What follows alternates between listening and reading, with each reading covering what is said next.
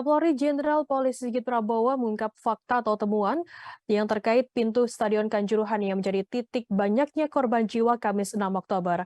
Sigit mengatakan ada hambatan yang terjadi di beberapa titik pintu keluar, seperti di pintu 3, 11, 12, 13, dan 14. Saat insiden kerusuhan seharusnya pintu dibuka namun tak ada petugas yang berjaga. Penonton yang berusaha keluar dari stadion terhambat karena pintu hanya dibuka kurang lebih 1,5 meter saja. Seperti di pintu 14 misalnya, Sigit mengatakan seharusnya 5 menit sebelum pertandingan selesai, maka seluruh pintu seharusnya dibuka. Namun saat kejadian kerusuhan, pintu tak dibuka sepenuhnya, hanya sekitar 1,5 meter untuk akses 1 hingga 2 orang. Petugas atau steward yang seharusnya berjaga di pintu tersebut tak ada di tempat untuk membuka pintu.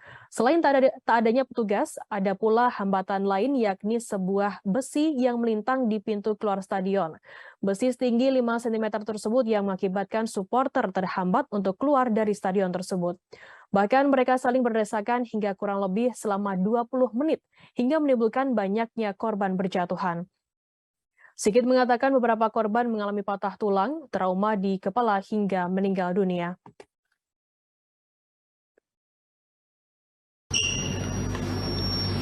Di tribun ataupun di stadion ini ada 14 pintu. Seharusnya 5 menit